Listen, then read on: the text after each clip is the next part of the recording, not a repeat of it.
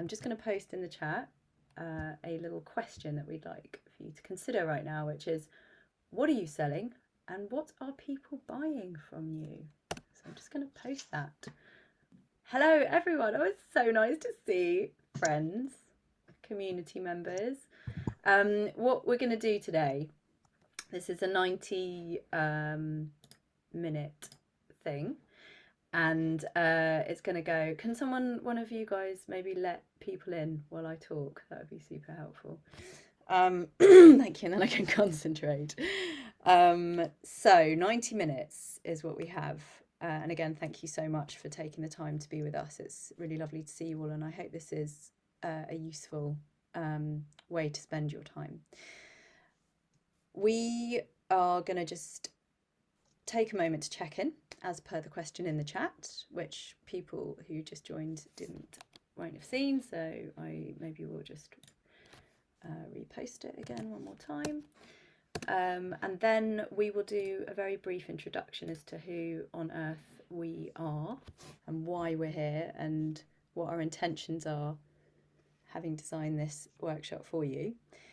And then what we thought we would do is have a not too long but substantial conversation between the four of us, which will hopefully be very illuminating as to our various views about doing pricing, and give you lots of food for thought. We'll then suggest that you might like to take a 5-minute comfort break, and if you don't need to do anything comforting physically, you can take a moment mentally to reflect on what has been discussed and move around a little bit, and then resume, and we will do a case clinic, which Carlos will describe in more detail when we get to that point. But for now, just if you'd like to consider what you're bringing to this workshop in terms of where you're at with your pricing, there will be an invitation for one or two of you to share, if you feel comfortable to do so, where you are, and we will offer a sort of opportunity for that to be reflected on by us, if that's something that might be useful. I just want to, before we kick off with introductions, what's really important for me and a main intention for me is to remind you all that you are coaches and you bring to this conversation your own very unique ability to help people in life, and your conversations around pricing and selling your services are a really amazing opportunity for you to live out your experience and skills as a coach. So I'd really like to invite you to bear that in mind in listening to everything today. So I'm gonna hand over. My name's Frances Glasty, and I am a co-founder of the Better, Bolder, Braver community, which my fellow co-founder Simon Batchelor is going to give you an overview of, and then we're going to hand over to Carlos, who will tell you who they are, and I will resume letting people into the room duty so that, Simon, you can introduce yourself. Hey everybody, my name is Simon Batchelor. So I'm a marketing mentor as well as the co-founder of Better, Bolder, Braver. So some of you are already Better, Bolder, Braver members, so you already know exactly what we're all about. But for those of you who don't know who we are, here and also on the replay, we are a community for coaches who are working on their marketing.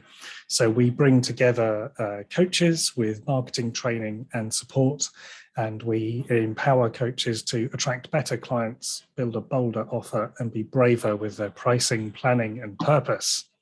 So that's why we've decided today to come together, bring a lot of people together, and all focus on one of those elements that is part of, I guess, our sort of coaching philosophy, our sort of marketing training program, and that is pricing. So from our point of view, pricing is a huge topic. It's one that is very individual. There's lots of different aspects of it. So we find that pricing is always best worked on, thought about, implemented as part of a discussion. So that's what we wanted to do today, is a bit of a workshop style rather than a textbook style sort of chalk and talk session. So that is me and Better, Bolder, Braver. I will pass over to Carlos. Bucker, I thought you were going to pass it on to Ben. That means I'm going to say something. I'm kind of wearing two hats here, so it's kind of a bit trying to triangulate where I am in the world, because Ben and I run the Waking Up to Money podcast, and we do the Happy Pricing course, and I think that's why we're here, because we know a bit about pricing. And by also, I'm co-founder of the Happy Startup School. How I pitch that seems to change by the hour. I think the best way I can describe why we exist is this idea of doing business from the inside out. I think a lot of people try and spot a market opportunity, work out what people need, and then try and sell them stuff. We're trying to reframe that a bit as like, okay, what is it that you need as well as entrepreneurs, coaches, people doing business, doing work, so that whatever you do feeds that and gives you energy as well as helping other people. So that's kind of the two-pronged attack that we take at the Happy Startup School. I met, actually, Ben, Simon and Francis, kind of like known them well through one of the programs we run, which is called Vision 2020. And with Ben on that journey, I learned more about his work and also his passion for pricing. And that's why we're working together on the Happy Pricing course and the Waking Up to Money Wittering show, where we just ramble on about money and pricing. But I will hand over to Ben maybe to elaborate a bit more. Thanks, Carlos. So I now am wittering. That's basically what you asked me to do, to witter. Thanks, Carlos. Hello, everyone. So as Carlos said, I jointly host the Waking Up to Money Wittering show with him. We also have a course, Happy Pricing, where we work with kind of many different types of entrepreneurs, helping them really kind of remove the guesswork from pricing and earn what they are worth. And in addition to doing that work, my kind of background, like many of you, I was also an entrepreneur. So I've had a number of businesses, a business that I sold a few years ago. I now do a whole kind of range of sort of teaching, talking, advising, and kind of largely working out, working to the question, if the Buddha was on your company board, what would your company do? How would it do it, and why? And so that's a bit of a kind of personal practice of me, and where that kind of overlaps to how we sell, what we earn, why we earn what we earn, and what our companies do. So that's a little bit about me. Awesome, thanks. I want to cut straight to the chase because you guys are coaches here. I want to just say that the reason why we've invited Carlos and Ben to join us for this is because we are hugely inspired by the work that they do. I've been on their Happy Pricing course, and as Carlos says, Simon and I have just finished their Vision, well, Carlos and Lawrence's Vision 2020 program within the Happy Startup School.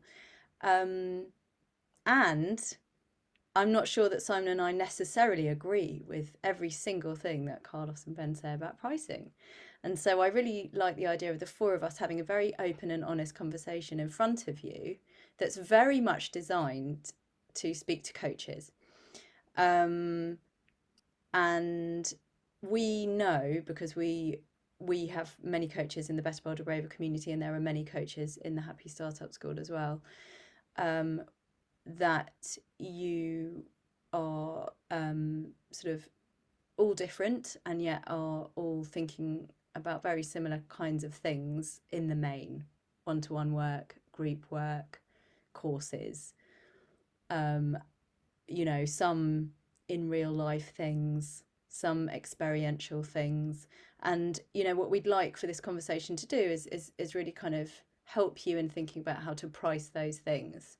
So we know that we're not in this instance speaking to people who are working in a corporate environment and designing bespoke big contracts that are never going to appear again in life, and need to be looked at very objectively necessarily. But I don't want to go into the conversation too much now. I just want to say that we hope that this is super relevant to you. And please do post in the chat any questions. Thank you so much in advance for that, and also for your reflections already in the chat in terms of the question that we asked to begin with. I think what makes most sense is for maybe Carlos and Ben to give an overview of something that they talk about, which is a very helpful framework to kind of kick off the conversation, and then Simon and I will jump in with thoughts as and when. Cool, thanks, Francis. I think before, there's what me and Ben would love to talk about, and then there's like what you all want to really get out of this. It would be useful, as a distraction, so the chat looks busy, but also maybe something we can riff off as we go on with this conversation, is just to hear, why are you here? Is there something that you would love to get from this session, particularly? Do you come with a particular question? Because that would be, we find that really helpful, because it means then we can just focus on the right thing. At the same time, we've got a few things that we could talk about that can help you think about pricing maybe in a certain way or a different way, or just kick a start of a conversation. Well, one of the things we're invited to talk about were these kind of 4 methods of pricing. Ben put me onto this book called The Personal MBA, which is just over there, and I haven't read yet, apart from page 120. Hey, boom! Page 120, I think it is, and it talks about the 4 pricing methods. They got some weird language in it that I didn't quite understand, but the way I broke it down was there's cost / time-based method, what I'm going to call the market method, the return on investment method, and then the value method. Those are the 4 things there. I could go through and describe them, but I don't know, Ben, I just don't want to hog the conversation and feel like I'm just in the limelight. Do you want to elaborate? You're sharing the limelight. Well, one of the things it says in that book that you kind of mentioned, which actually on the page before, which so it must be on page 119 by your estimate there, actually what it starts off by saying is that essentially all pricing is, I can't remember the exact words it used, the word that's coming to my head is made up. It doesn't actually say made up. It has something which sounds a little bit more technical than that. Arbitrary, I think, is the word that they use. And so I just to the point of kind of looking at some of the comments, see Kai saying that pricing often happens in a vacuum. And this kind of idea of kind of pricing in a vacuum, pricing being kind of arbitrary, it kind of is essentially. So, what should somebody charge? What should you charge in this instance? What should you charge in that instance? The kind of point is that there is flexibility around that, and it can and maybe should change in all of the different kind of engagements that you're involved with, or that's a kind of point to discuss. What he goes on to talk about in that book, and we did one of our Waking Up to Money episodes on it, maybe we can share a link to that at another point, are these kind of the kind of 4 methods. But what he's trying to do, helpfully, is he's sort of saying, look, if all pricing is arbitrary, so, we might say, if all prices are kind of made up, on a case-by-case basis or version thereof, what are the kind of prompts, what are the guides, what are some of the guardrails that you might use to bring some structure to it, to bring some clarity to it. And he does kind of break that down to kind of 4 different ways. As Carlos said, there is some kind of funny language in there. One of the ways is you're selling your work by time. So it says, this is going to be an hour and it costs X for the hour. In a couple of the other ways that he sort of talks about in there is the kind of market method, and in a sense that isn't sort of separate from the time thing. Really, all he's talking about is, what I do is I do a comparison of what everybody else who are my competitors in my market, what they charge, and then I fix my price to that. There's a third one, which is a return method, which actually, in truth, I really don't understand at all, so I'm not going to talk about that. And the fourth is a kind of value method, i.e., what's the value of what I do? What changes as a consequence of me doing the work that I do? What's that kind of worth to you? And how might I be able to sort of share in that So kind of more of this kind of value idea. So that's kind of 3 of them. I don't know if you want to add anything. I will jump in on the return method, Yeah. and I'll also add a bit of my perspective on these 4 methods. So on one hand, there's like, they're like, you know, you can think of them as strategies or tactics for pricing. The way I see it, they're ways to tell a story that helps your customer understand the number and get comfortable. Not even get comfortable. I've had a conversation. Not get comfortable. Accept the number that they are going to pay, or the amount they're going to pay. And it's the more that they can understand why that number is that number, and it makes sense to them, then the more likely they'll give you the money. And so when I think about the return method, it's about, okay, if I spend this much money now, how much money do I get back over time? And it's not as exactly the same as the value method in my head, because there's something else beyond just how much money do I get back. And so one of the examples they have in the book is like, you buy a property and you rent it out, and you say, all right, if I spend 250 grand on this property and over 20 years I get 500 grand because of rental income over that time, yeah, that makes sense. Even though I might not have 250 grand now, I'm going to spend it, I'll get a mortgage, blah, blah, blah. You know, you can tell a story about why it makes sense to spend money now that you might not have, or you might find it difficult or uncomfortable. So ultimately, each of these methods, the way I see it is, and this might be a bit tricky for some people, is like, how do we tell a story about the number to make people realize that's okay, I can pay that number, I'm fine with that number.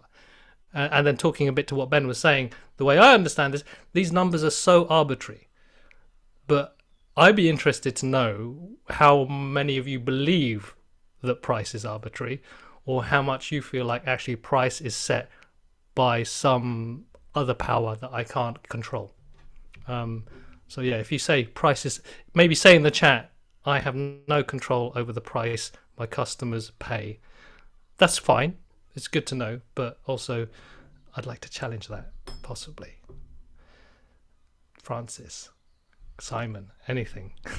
Thank you. Well, this is quite a nice segue to invite people also to look at our poll, which I am just going to launch now, not to give people too many things to do, but at the same time know that this is a very interactive, as interactive an event as it could possibly be on Zoom. I'm just going to launch a little poll there. Can everyone see that? Is that just something happened? Yep, I can see it. Awesome. So yeah, how does pricing and selling make you feel? Choices being confident, hesitant, apologetic, dirty, or other. So I just, in response to what you were saying, Carlos, for me, I think you touched on a really important. Oh, well, someone in the chat said something about testimonials, and I want to say it's someone called Imelda. Hi, if that was you. Yeah. So and Ben said something fascinating in a newsletter this week as well, which is the idea of thinking about the long game, thinking about the fact that what you're talking to right now isn't necessarily the ultimate value of what that conversation might be. And testimonials, so the experience that someone has of you might end up being a lot more valuable to you in the long run in terms of your marketing than the price they may be paying for your service. And what we try and encourage amongst our community members is this idea of being really alive to how much all of this stuff is actually serving you. It's one thing coming to a price because you've decided that you need to earn a certain amount for your life to make sense. And you need to have a certain amount of clients, or you need to be running a course and it needs to happen this many times a year, and here are your bills, and your partner earns this, and here are your expenses. All that stuff is incredibly important to have in mind so that you can be very intentional in designing services and pricing them in a way that it actually is sustainable financially in terms of the down and dirty details. And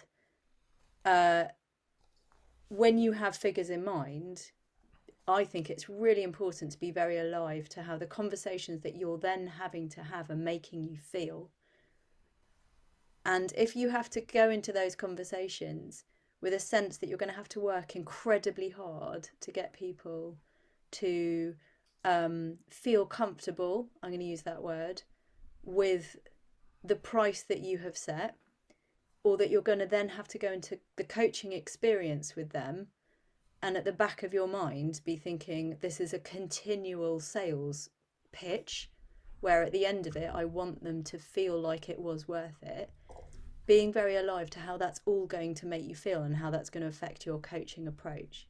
And there's this sort of middle ground between feeling like you might be charging so much that, albeit at the end of it, it makes perfect sense. Throughout the process, you're a bit anxious about somebody coming to that realization, and charging too little and undervaluing your services. Not to mention that where you are on your journey, have you actually ever done a course before? How meaningful is it to you to have people on the course? Like, what you're charging now, you may not charge in 6 months' time, because the value of testimonials, the experience of running the course, the experience of doing the marketing of the course, the experience of UX, of the feedback that you're going to get, could all be more valuable than the money that you might be able to ask for at this stage. So being really alive to what value means to you, and just not taking for granted that it can only be financial. So the feelings that come up is what I'm trying to say are really important, and to be alive to them and to use them and to pivot according to how at any point in the marketing process or the conversation process you are feeling is incredibly important to me.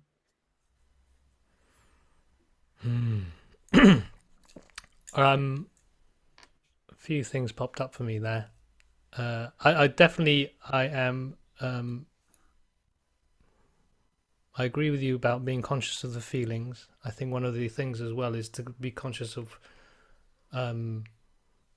there's how you want to feel when you get that client, and you know, not just going for people who are going to pay you loads of money, but also how, when you work with them, how that relationship works. I think there's very much the effort versus reward, and the reward not just being how much they pay you. There's also the reward of actually having an enjoyable relationship with someone, which I assume most of you do because you're coaches and you work with people. I think the other thing is about, you know, people talk about being hesitant and apologetic. There's quite a few people who are hesitant, it says, when it comes to pricing, and just being conscious about where is that coming from. Because while we might want to suddenly discount or feel like, oh, I can't charge that much, whether that's because there's something else going on, a feeling that you could potentially reframe or come to terms with, that's actually not helping you when it comes to actually getting paid for the value you're creating, as opposed just for feeling comfortable yourself with that price. And I think there's an interesting thing around being comfortable with the price, and then with the price that actually reflects the change you are making in someone's life. And that's where I think a few people have spoken to the kind of the value, and that's what, on one hand, that's one of the reasons why we're asking, like, what are people buying? What are you selling? What are people buying? Because, like, when you know what people are buying and understand what that is, then that's a good signal in terms of helping you with the pricing. I'll pass over to Ben about that. I was just going to add in maybe just a thought that popped into my mind that links to what you were both saying. Is one thing that I heard described the other day, which really sort of gave some clarity to me, was essentially the product is what someone gets and the offer is what someone buys. So when you're pricing something, you're not pricing the product. What you're pricing is the offer that you're making to them. And you can make different offers to different people. So you may find that actually a large corporate will buy per seat placing, whereas an individual will buy a certain number of sessions. They may both get the same product in the sense that they both go through the same process. They both work with you on a one-to-one or a group basis. So the product itself doesn't have to change, but the offer you make is what you can then attach different prices to. And the offer is essentially what you then take out to the world in marketing. So it's a sort of differentiation we make in our marketing training, and we talk a lot about in the community. So I just wanted to sort of introduce those two different things to sort of help maybe people articulate a little further what it is they're actually attaching that price to.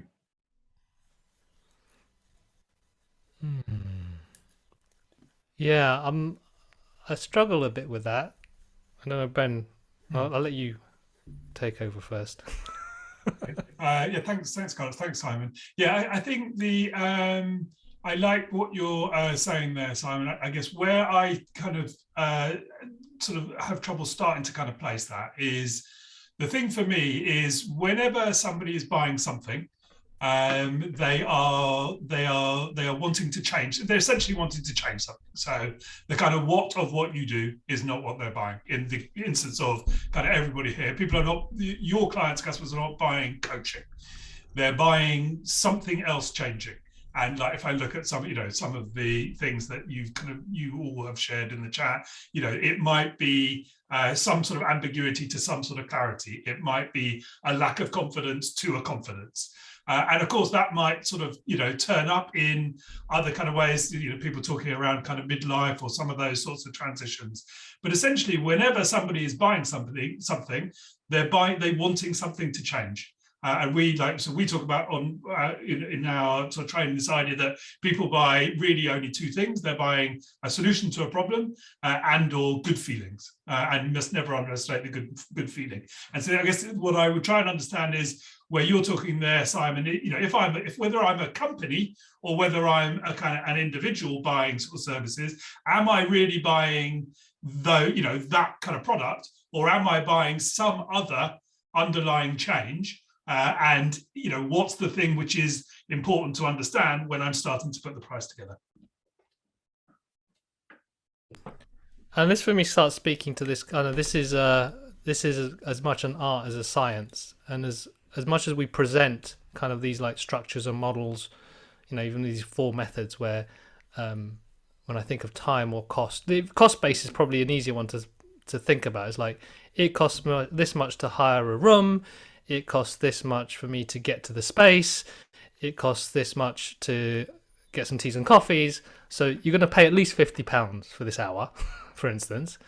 And then on top of that, okay, there's my time. How much is that worth? That's starting to verge into a bit more arbitrary, because then it's like, oh, what does that mean? It's like, who do I compare to? Do I compare to a coach who's just started? Do I compare to someone who works in Starbucks? Do I compare to some kind of I don't know, Richard Branson? How much is his time worth? There's this whole thing about, there's an element of crafting and controlling that thought process, not only for yourself but for your customer, so that they make the right comparisons. So that's only one element though. There's like, all right, what are they comparing to? And then there's also, what does that mean in terms of what they're going to get out of that session, or the number of sessions that you're going to do with them? And so on one level, if it's coaching someone to build a course, then for me, it's very easy to say, okay, all right, how much are you going to sell that course for? How many people are going to go on that course? How long are you going to run it for? You can start telling a story based on return of investment.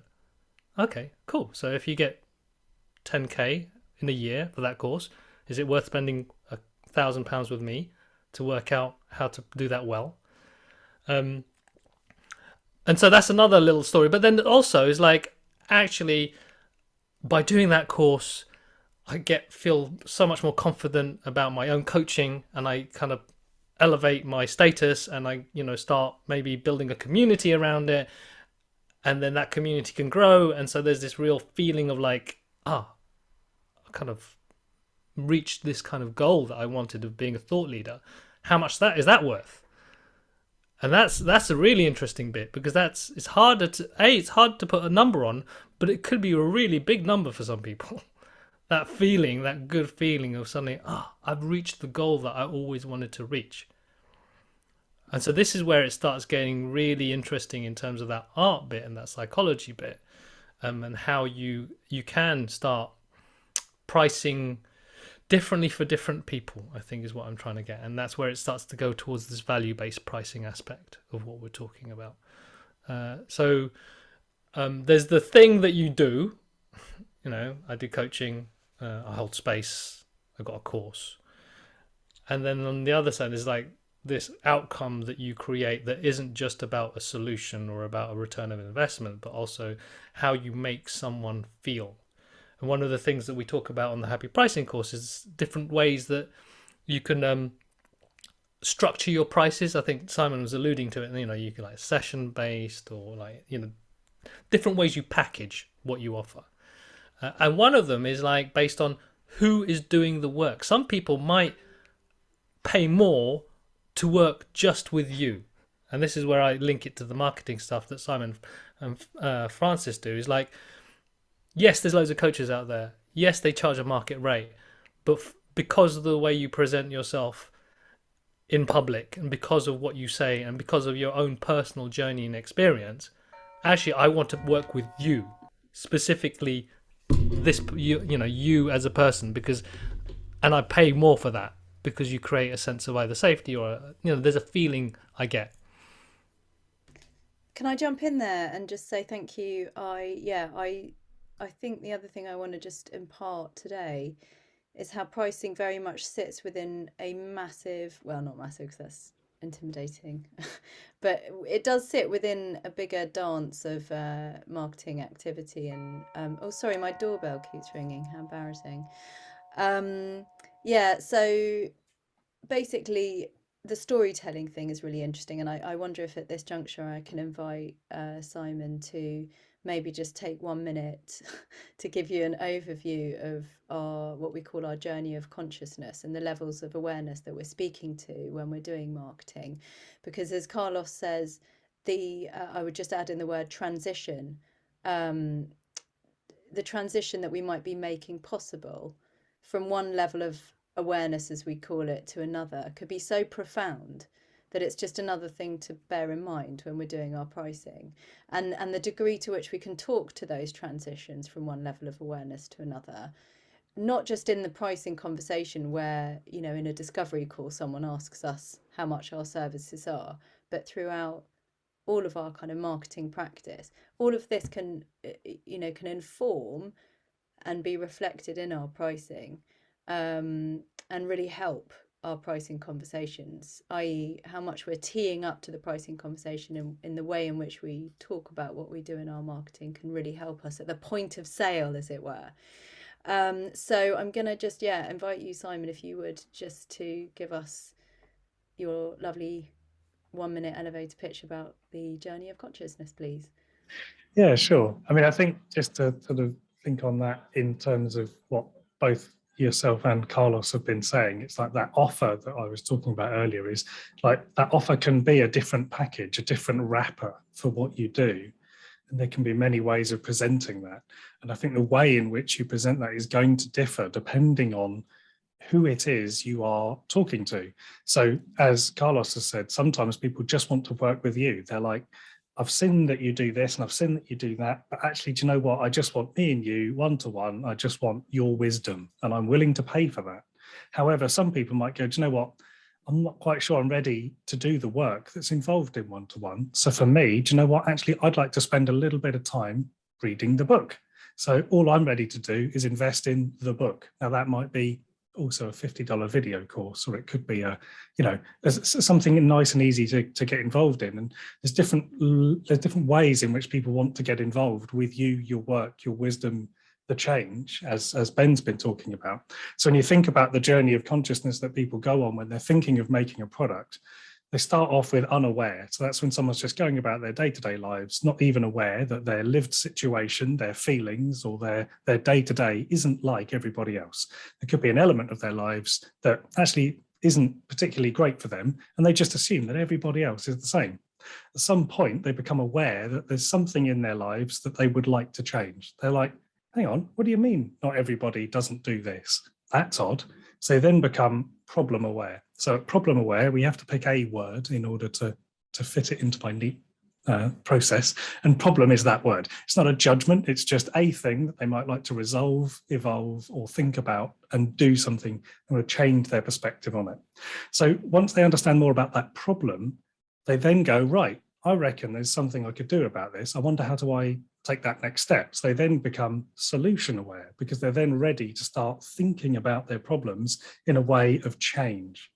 So once they're problem aware, they're then like, I wonder if I can get some help with this. And that's when they become product aware. And then that's stage 4. So product aware, they're thinking, right, I know what a solution is. What I'm looking for is someone to help me with that. Now that's going to then take many different forms. And that's when having some different offers in place can really help.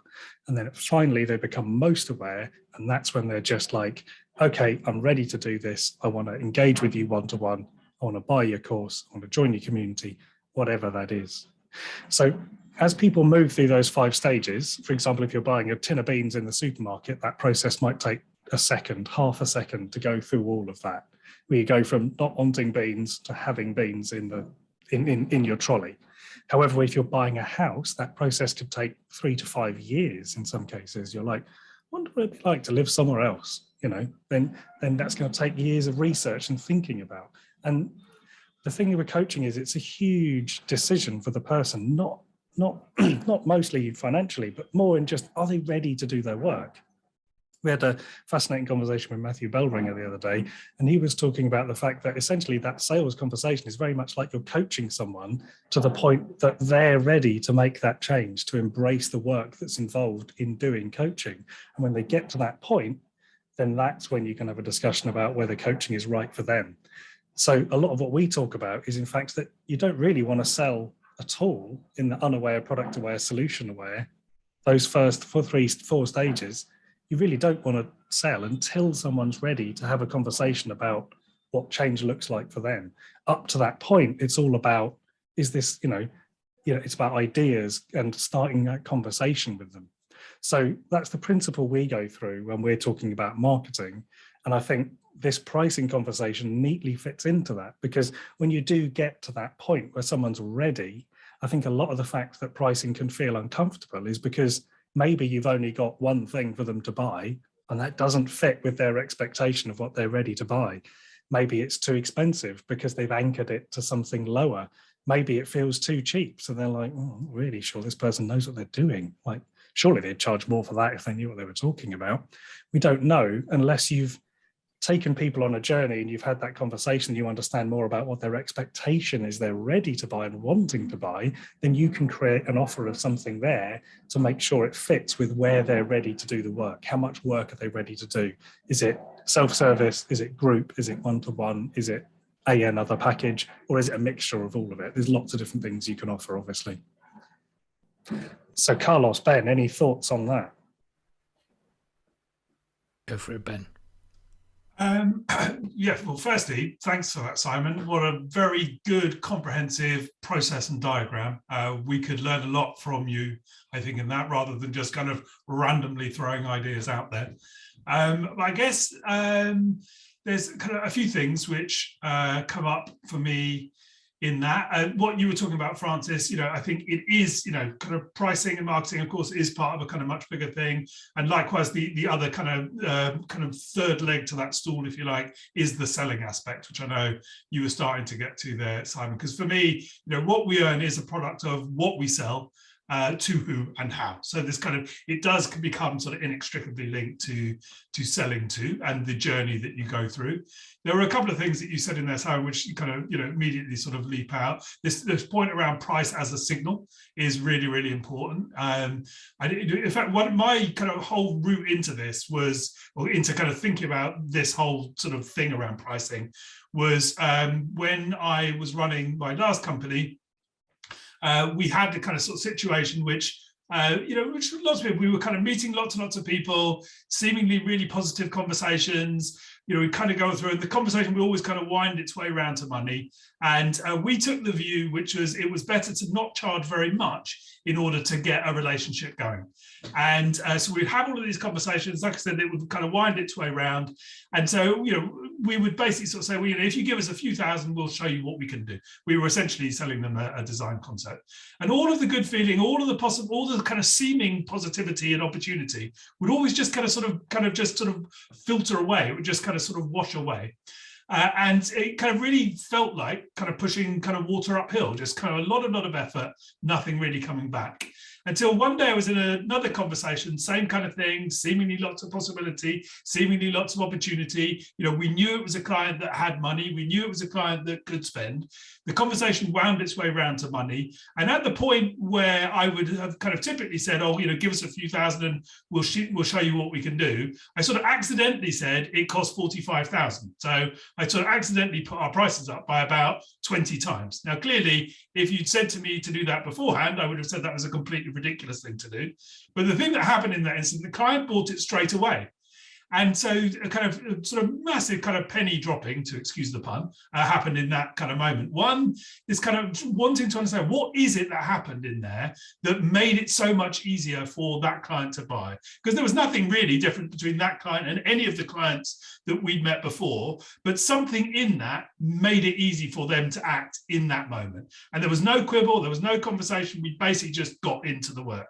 And so the thing that happened from then on, just continued to kind of price ever more confidently and ever more courageously, really, because it is sending such an important signal. There's a huge thing that happens when anybody's considering working with you or considering buying anything.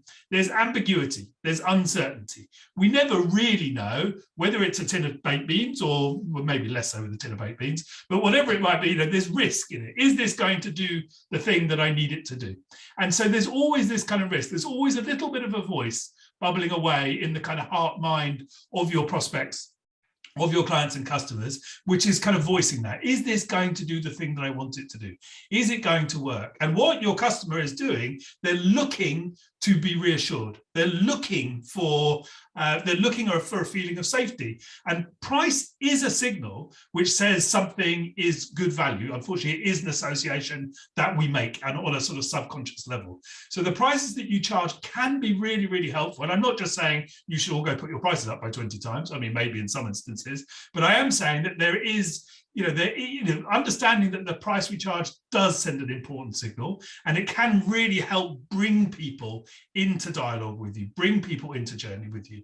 And the kind of final thing I'd say, which I think Francis mentioned right at the beginning, actually, all you guys here, you all have the pricing and selling superpower because you're coaches.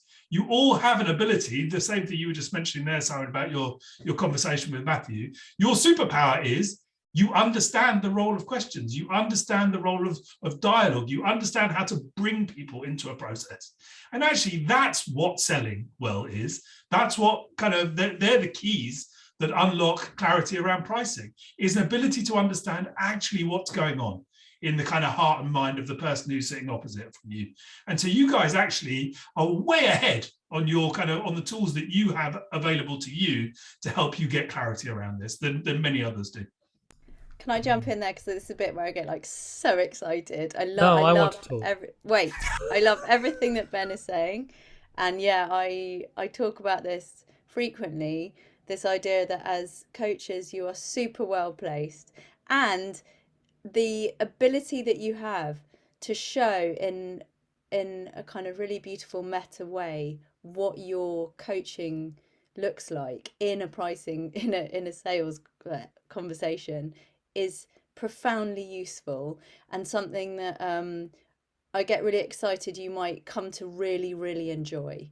And I think we'd all agree that what we would really like is to go from a place of discomfort and avoidance and anxiety and fear and ickiness to a really beautiful place of excitement about having those conversations, because those pricing conversations, be it that you decide you have to have a fixed price because it makes perfect sense for you and you really value framing for your customer the work within a price that's clear and defined, or whether you're someone who actually rather likes the idea of giving your potential clients the opportunity to work with you on what the price should be for them. There's no right answer, but either way, where you get to should very much reflect, I think, your approach to coaching. And like I say, I love the idea of everyone here getting to a point where when they have the opportunity to have the conversation with someone about working with them, they know that that's a conversation that's going to reflect their strengths as a coach. And at the end of it, the person they're speaking to will be so much clearer about how they're going to feel working with you because they've just got a taster of it in that discovery call. Okay, Carlos, sorry. Thank you. I just wanted to share the results of the poll because I think we're talking about how we part of it is how we feel about pricing, and then there's this aspect. I think this whole idea of like asking good questions, listening well, valuable skills in order to get the information you need to find the right price. I'm going to butcher this. Anya shared this with me a while ago about this. I think it's like performance is it capacity or capability? Well, it's taken from this idea of the usual conception of performance is performance equals capacity plus information. So if you do better, if you know more, you do better. Boom. It tends to have the idea of what you need being outside, whereas the alternative is performance equals capacity minus interference. Yes. So actually clearing away, and I mentioned in the chat about this insecure thinking, you know, the mental fog which we all have, and just clearing that away and allowing our access to our innate wisdom, which is always responsive and always there. Thank you, Anya. So there's an aspect here of like we can add lots of information in terms of how to price and how, you know, the approaches and tactics. But the two big things that I saw in this poll is people feel hesitant and apologetic. Now, is that a case because you're hesitant because you don't have the skills, or is it something else? And so I'd be curious to hear what the source of the hesitancy and the feeling apologetic about pricing is. Apologetic feels a lot more about something around your perception of what it means to ask money off of people. Hesitancy could be skills, because we just don't know how to tackle this, but also it could be like, again, talking to the feelings around this. I think one of the things we haven't necessarily talked about is like our own beliefs around money, as well as our own perceptions of our own value. It's like, am I allowed to accept this amount of money? And that's something I think is worth taking note of, because as well as it's, you know, you might have someone say, yeah, I want to give you £2,000 for an hour of your time. It's whether you're happy to say yeah or no, that's not right. And I think that's an aspect of this is like, if we're not confident enough about the value we can create, then it's going to be that's going to be hamper us actually getting paid our worth, but also just acknowledging that someone actually wants to pay that much money. There might be someone who will pay a number that you're really uncomfortable with, and why are you uncomfortable with that number? So there's the tactics and the strategies, but there's also part of this is our relationship to the transaction or the idea of money. So it'd be I think it'd be curious to at least surface some of that. So at least if you are feeling that way, to realize you're not alone. Because to be honest, I think we all have these kind of strange feelings around money that can stop us from really asking for what we really should be getting. Ben, anything from you on that? No, I mean, just it's such an emotionally charged thing, money. It's, in our culture, it's kind of totally central to how the kind of oils of, commerce works, of transaction works, for good or bad, which is a weird thing given that money is a totally made up concept, but maybe that's a conversation for another day. I think the thing that Francis said right at the beginning, was, kind of knowing what you value, knowing that there are kind of, you might be getting other things from the work that you do. So it's not just about a kind of a financial metric. I think I would kind of just sort of come back to that a little bit in the context of what sort of Carla's saying, because I think what Carla's saying is really important, that we do all bring money stories to the work that we do. We all bring an idea about what our work is worth, what we are worth, what is acceptable, what's appropriate, what's ethical. And these are all our stories. Of course, they're important to know, but they are our stories. They're not the story of the person who's sitting on the other side of the table. And the person sitting on the other side of the table is the important one. And again, you guys know this better than anyone because you're coaches. It's not about you, it's about them. And so we do really need to be aware of the stories that we're bringing, A, because they may be getting in the way of what we're earning, but they're almost certainly getting in the way to some degree with the work that we're trying to do. Cool. Thank you, Ben. We are mindful of time. This was always going to spiral because there's so many things, and it's something that I think the four of us are very passionate about. That just one more final thing to think about, which we won't have much time to talk about today, is Simon and I talk often about, we encourage you members of our community to think about, when doing your marketing, yourself as a guide, as opposed to the hero of the story. And when you're putting together products and pricing, it's so tempting to design something that makes sense in terms of your time, and that you might like to deliver, which is of course incredibly important. The other thing to constantly be thinking about, I would suggest, is the experience and the journey for your ideal customer. So if they were to go on a course and get one-to-one help, what does that mean in terms of a story of their experience of you? Because it's again that dance in terms of designing something that's for them, and it's something that works for you. So it's just a reminder of that when you're just randomly coming up with a course, as it were. It's like, well, can you tell the story of why doing the course, doing one-to-one, how long it's going to take, and why you all make sense? Because I think then just pricing it is so much easier, because you have come to a conclusion as to why it makes perfect sense for somebody to do it in their own story. I'm sorry, because I know all three of you probably want to say something about that, but what we're going to do is I think invite you all to take 5 minutes, in which time you may like to stretch your legs. You might like to read comments in the chat, because there's been a lot of brilliant things said by people here, and we'll extract the chat perhaps. I don't know what and maybe somehow publish it. I've been pulling out some questions here as well that we can also tackle after the break.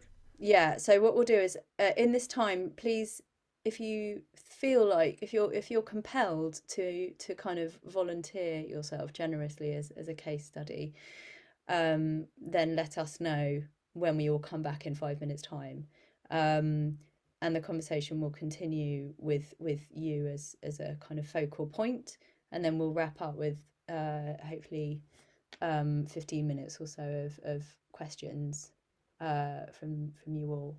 So I hope that sounds good. And it's I'm going to give you 4 minutes until 1 o'clock to take a moment. Thank you. We'll see you then. Comfort break, music, cue, and reading the chat. Very interesting stuff. Right, give it a couple of minutes till everyone is back with us. Well, not a couple of minutes, 30 seconds.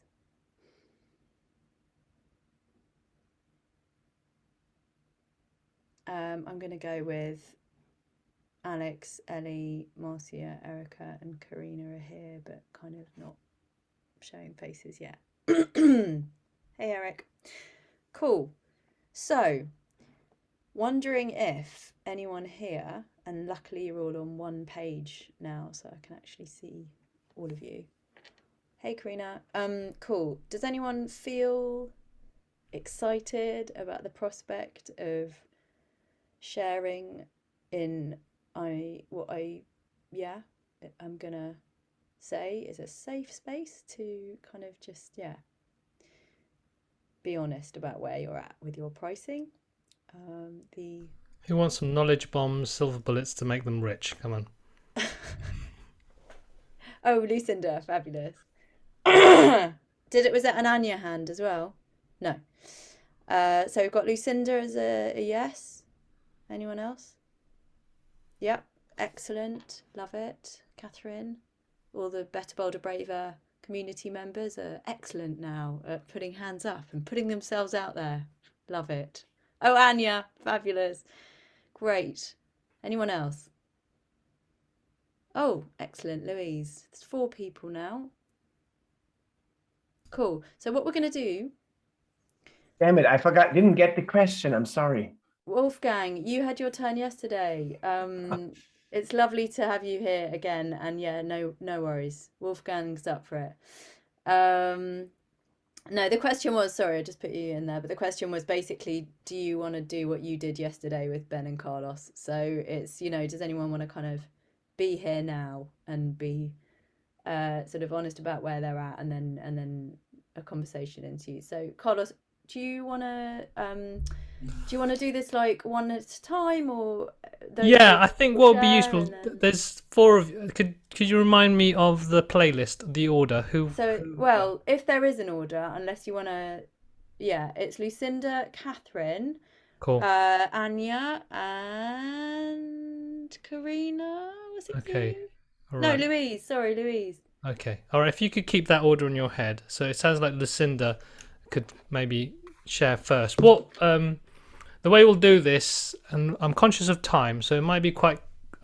Apologies if we don't get around to you. Depends how juicy the question is, and B, if we are quick fire, maybe we can try and get back to you with any other thoughts and ideas through Francis and Simon if we come up with any other suggestions. But to begin with, it's just the way to think about it in terms of just presenting your question is, where are you now? Where would you want to get to, and what's getting in your way is one way of thinking about it. Or you have a very specific question, like, tell me how to do this, and then we can do that as well. So Lucinda, if you want to unmute yourself. I have. So hey! I think I would go with the first option, if that's okay, to say where I am. Yep. So I have just launched a new coaching niche, and I got sort of wrapped up in all of that comparison stuff and trying to work out what everybody else was doing and trying to work out what I should be charging, and couldn't find any information. As I said in one of my comments, it's all terribly opaque and coaches don't put what their prices are. So I ended up just deciding what I was going to do, and I have put it on my website, so it's up there for people to see. 2 things came to mind was to try and help people work out whether I'm for them or not, whether it's too expensive. But I just thought that might cut down on calls, not that I have any because it's a new business. So that was one thing I had in mind. And then my background about where I am with pricing and money is I said apologetic, and I also put the comment in about having come from a salary, and I'm a doctor. That's my background. So I received a salary. I don't like asking for money. When I set up a business, the other business that I run doing medicals, I've stopped myself doing it, but I would used to say things like, and now for the bad bit, I've got to ask you for the money. And this is how much it's going to cost. I hope that's okay. And that's the kind of language money mindset that I've come from. And I struggle with that a lot, with then having a conversation about how much it's going to be. I have had a pricing conversation, which actually went surprisingly well. I was really surprised. And it sort of all came out and it was fine. But I found it really stressful. I find that whole thing stressful. And I think it's my money mindset that's my problem. Cool. Can I quickly ask you, when it went well, what happened? What was it going on? What did it go well? I sort of framed the conversation. It went on for about half an hour with me asking what they wanted out of the coaching, and then, what things they thought I could solve. And then I didn't actually talk about price. She's the person asked me, and I just picked a figure And I just said it, a bit like when you accidentally said £45,000. I didn't accidentally do that. I picked whatever figure I got. And I just, and I, throughout the conversation, I've been deciding, well, if she says no, that's the worst thing that can possibly happen. And I just say, well, that was lovely to talk to you, bye, and put the phone down. And that helped, that I had this, the worst thing that can happen is they say no. And that's sort of from that, you know, she's not for me, or I'm not for them. Okay. And that helped. But I still found it hugely uncomfortable. I don't like it. I just don't yet like it. Thank you very much for saying that. So there's a few things I just wanted to pin, just to summarize there. There's this awareness that your beliefs around money and asking for money is getting in the way. There was a situation where it went really easily, but then it sounded like it was a finger in the air. I'm going to throw out a price, see what happens. And that's why it was quite easy, because there wasn't like a necessary discussion around that. And it feels like you want to get to a place where you can be less apologetic around the money stuff. Yeah. And then the final thing was like, and you put your price on your website, and it sounds like there's like a statement, like a moral statement nearly, rather than I need to put the price to there's an element of filtering people out, but also this thing like no one else is putting their prices on their websites. So I'm going to put my price on my website. I'm not sure if that's it, but that sounded like that. So a few things there in terms of data points, and then maybe we'll just go around each, myself, Francis, Simon and Ben, to just reflect on what we heard. But I think the ask is, how can I be less apologetic about pricing? I think so. I think so. And I just need to work on my money mindset and why and where it comes from, because I still can't work it out. Cool. Okay. Who wants to kick off? Simon, go on. One thing I learned a long time ago, or not learned, I was told a long time ago and try to employ whenever I can, is that I think you hit the nail on the head when you were saying like the worst case is they say no, and that really resonates with me. And actually that no is simply the beginning of the next bit of the conversation. It's not the end of the conversation. So a great sort of invitation question to pose when they say no is, can you tell me what your plan is if you don't go ahead with me? So you've just spent all this time telling me all these things you want to get to. So without me, what's the plan? And at that point, it makes them, or it invites them to articulate what it is they plan to do, whether that's, oh, well, I'm going to go with someone else. I'm going to do this cheaper program. I'm going to just read a book on it. You can then get a real sense check of where they're going to go next. And it may be that you identify that you're just clearly not the right fit. But also sometimes people say, actually, I don't really have a plan, and actually thinking about it, I'm not really going to be able to get there if I don't go with you. So actually, yeah, let's just do this. And sometimes people will turn themselves around in the following 30 seconds after their initial like stub their toe no. So that might be a way of kind of making it easier to get ready for the no, knowing that actually it just starts the next bit of the conversation. Yeah, that's really helpful. Actually, I would never have thought of it, because to me, no's the full stop at the end, and that wouldn't have led anywhere else to me at all. Cool. Francis? Thanks. Yeah, I mean, I have the benefit that I know Lucinda well, and we work together in that she's in our community, and I know the details of her situation. And I would just like to take a second to reflect back to you, as I have often, Lucinda, that, you know, what you've achieved in the last couple of months in terms of pivoting your niche, getting a website up, building a community. I mean, you're the most tenacious, just the most amazing person at absorbing information and taking stuff on board. And you know, you say that you're scared, and you say you haven't got any new clients, which is rubbish, because you have had an amazing conversation. You've had an inquiry this week, and I just love I love to watch how your confidence and enthusiasm and excitement about having those conversations is growing and growing. And you've become so enthusiastic about what you now are able to offer people that I'm just imagining that more and more of these conversations are going to energize you, and become more and more confident. So that's all I really just want to share back to you. Thank you, Francis. I do feel that I'm getting a little bit better at it, definitely, and it is happening. Help of all the community and all of your guidance is brilliant. So I know I've changed a lot. It's just I'm impatient, frustrated, I think. Cool. Ben. Thank you. Thanks, Francis. And just to echo what Simon was saying, there's kind of nice little like no is not no, it's just don't know. What they're saying when they're saying no is they don't yet know. And so I think the question that Simon kind of offered is a really, really good way of moving beyond that. So just kind of echo that point. And I guess I don't know whether it's kind of most useful just to talk about the kind of money stories things, or the kind of difficulty talking around that. You know, you're really not alone there. You know, almost everybody has some sort of difficulty talking around money, and you know, it turns up in different ways. Like some people say, no, I'm fine with it, I'm totally fine with talking about money, and they kind of really full on and they kind of go in. And other people say, no, money's not important at all. But of course, everybody's just dealing with the kind of the challenge of talking about money in a different way. I guess that really all I can really most usefully say within the sort of context of this is it gets easier with practice, like everything. And so I guess the first thing is kind of knowing that you do find it challenging. Yes, there's probably kind of, you know, value in sort of unpicking kind of where that sort of challenge comes from.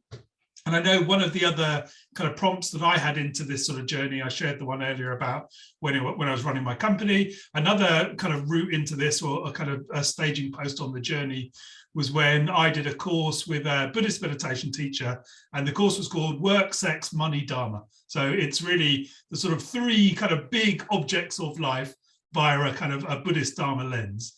And he started the money segment. It was all pre-recorded video, and he started that with this recording. You know, you can watch it online, and he sort of leans into the camera and he says, "If I say to you, money, money, money, money, what comes up for you?" And so the thing that then loads came up for me, and it was like one of the first times I really started to understand just how emotionally charged it is. You know, we know how pervasive it is, but I'd never really spent time thinking about how emotionally charged it was. And so, you know, for me, again, there was kind of huge sort of value in that, just to kind of understand there is all of this stuff, you know, all of this kind of baggage, all these stories that we bring to money. And so starting to get some insight into that kind of creates some space around it. And then to the point around how it gets easier, it does get easier with practice.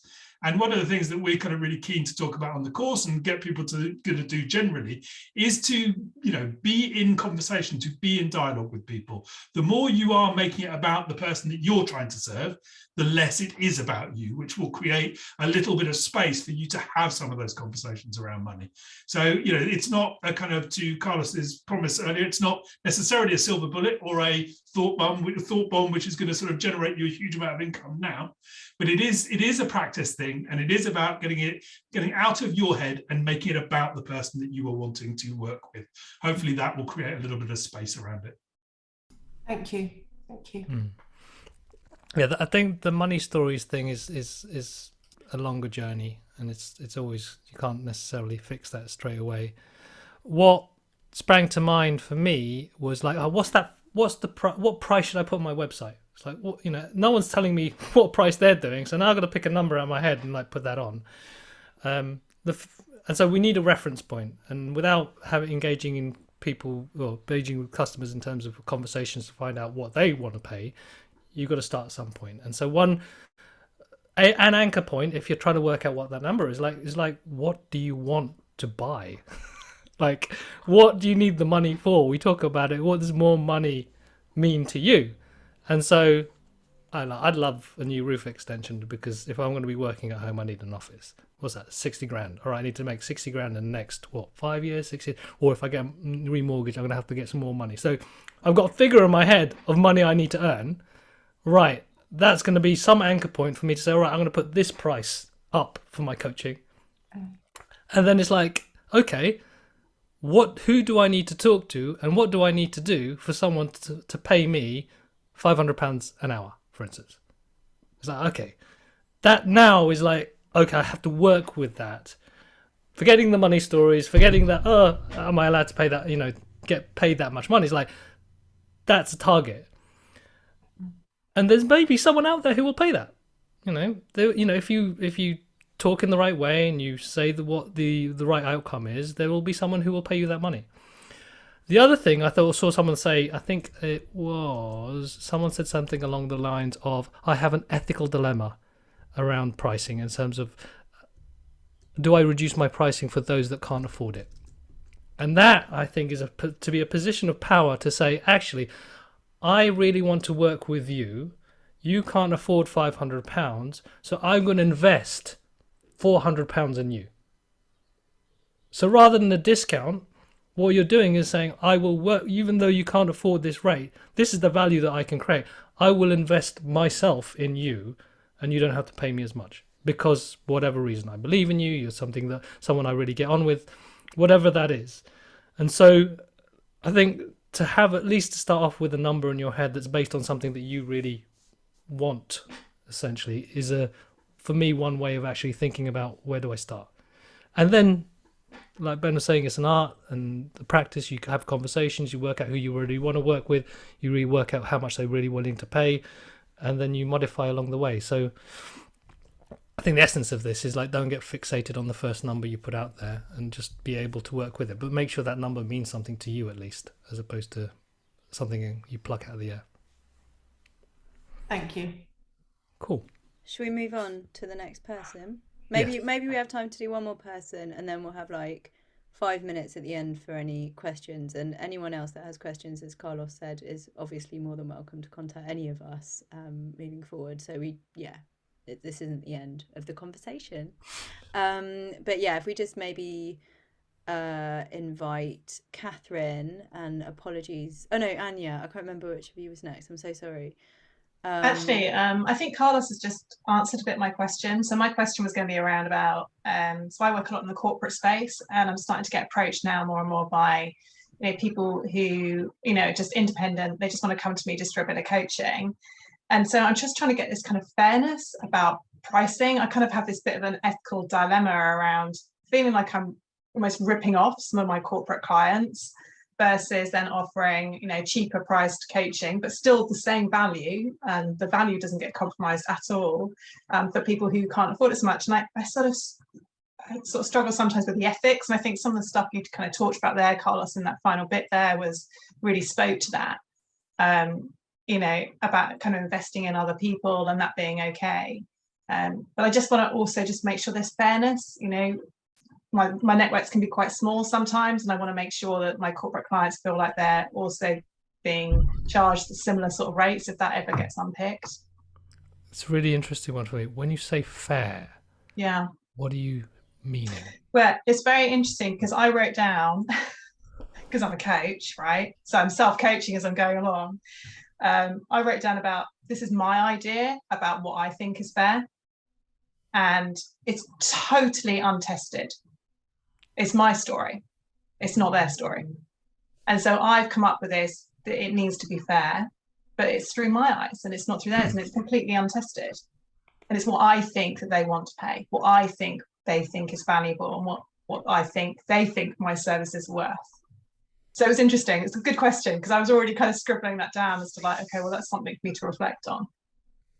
Because what springs to mind when someone says it needs to be fair is like, we all need to pay the same amount.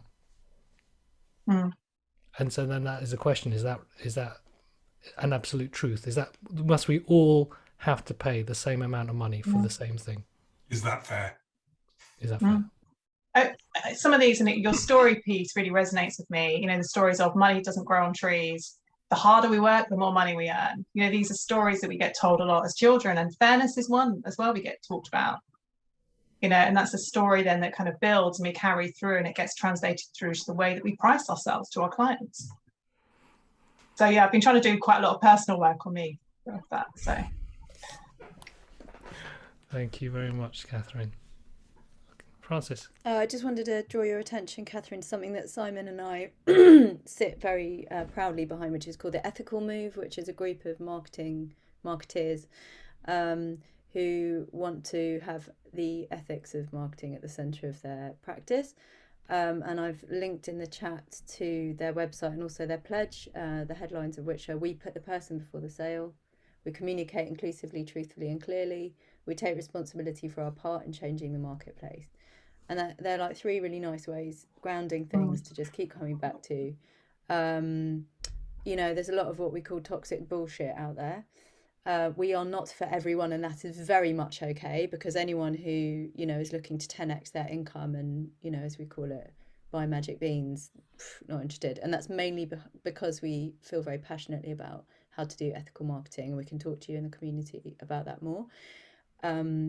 But it's, I think, about giving yourself permission to be proud about what you do, and then just keep coming back to why you're doing it, and talk to people from this kind of, as we sort of refer to, kind of human-centered, empathetic, you know, empathy-led marketing, basically. It's just, yeah.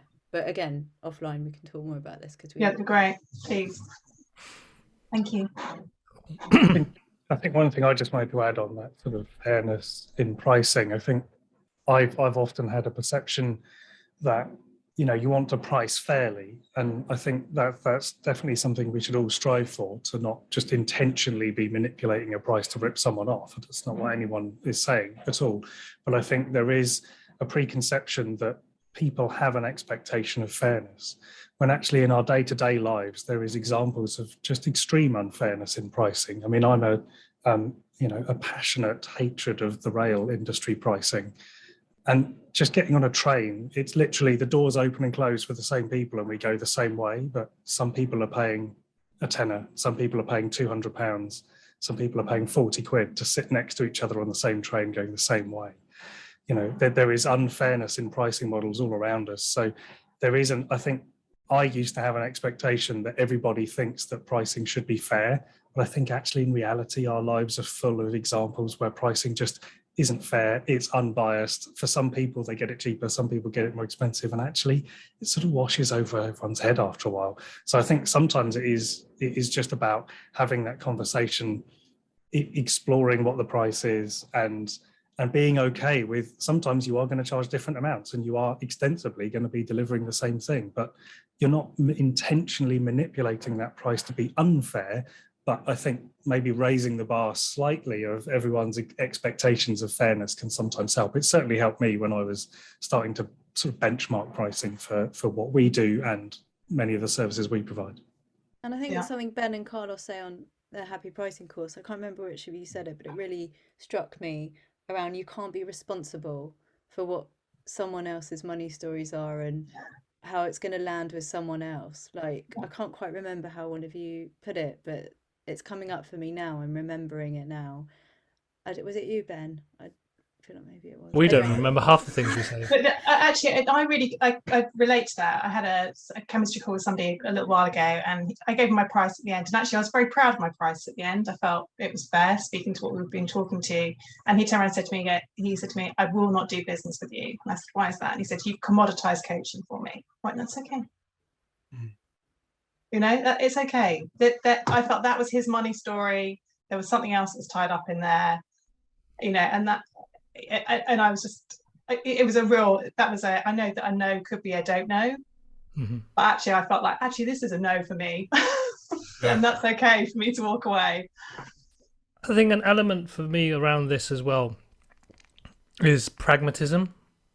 In an ideal world, in my eyes, is that we would be having these pricing conversations with every single person we work with. And I think in the coaching world, and when it's one-to-one and it's a service-based, then you can do a level of that.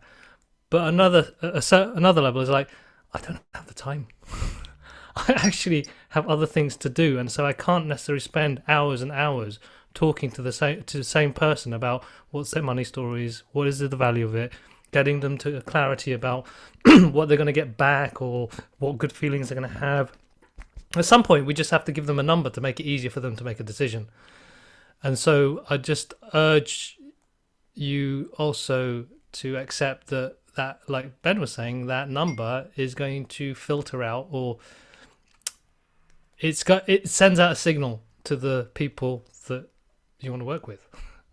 And that also saves you time and effort. And when you're making loads of money, then you can maybe spend more time with other people. But I think I'm very, very passionate about us not burning out as the people who do the work, because we're trying to help so many people and do things really, really well and properly. and then you end up not being able to do anything because you're not making any money or you're knackered.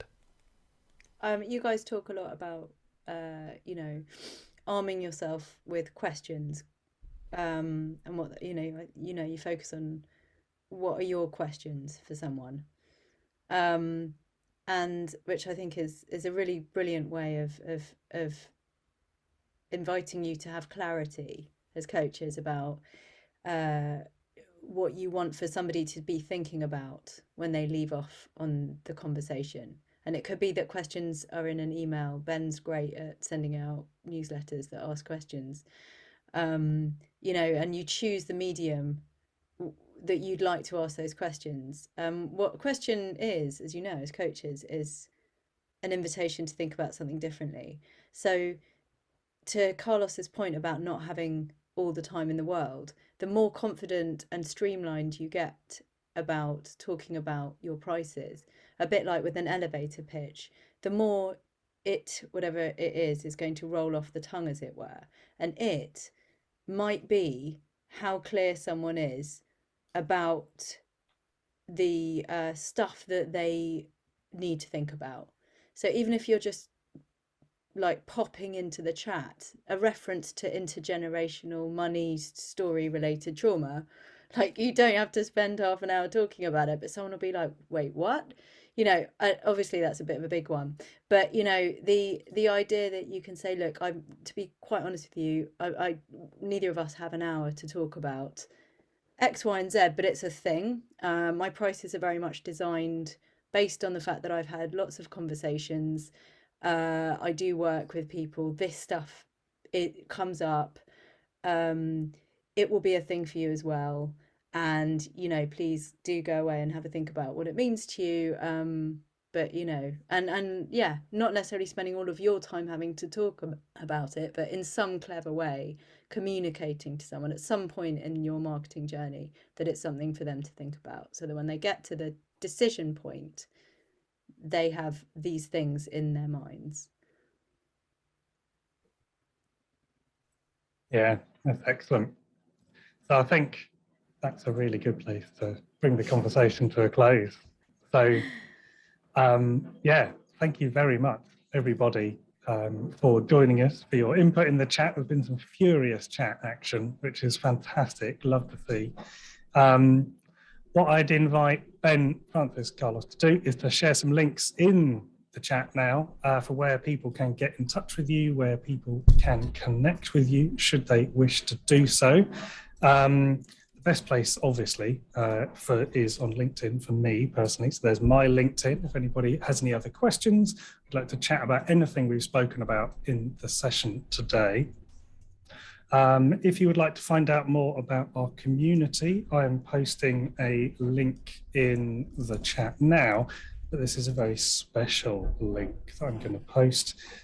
This is a super secret trial of our community. Should you wish to come in and take a look, this is a 1-month trial of our community, normally 14 days, but because you've watched all the way to the end, your gold star students, there's a special magical link for you there, should you wish to come in and carry on this conversation with the other members of the community.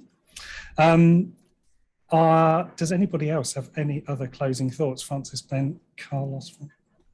I would encourage everyone to check out what Ben and Carlos are saying, as well as what we're saying in the community. Like I said, Ben's got a great newsletter.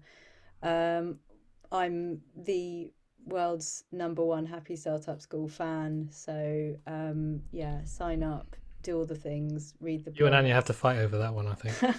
No, it's worth just checking out the community, and also Ben and Carlos's Happy Pricing course might be where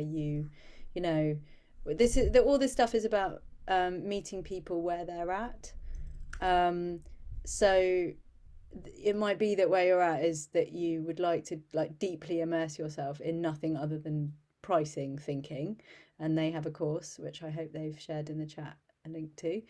But it's kind of where are you? Is this a bit of a big old marketing picture that when you have a look at Simon and my website, you realize you need to be doing work on? Was this workshop enough for you? If so, great, glad it landed. But if you have any more questions, that's super helpful for us, because, you know, we are iterating all the time as well, and having to design our own products and pricing according to what we hear people actually need and want, or want and need. So we really appreciate any feedback. Thank you so much for your time. Let's all go and have some lunch. Thank you. Thank you. Bye-bye.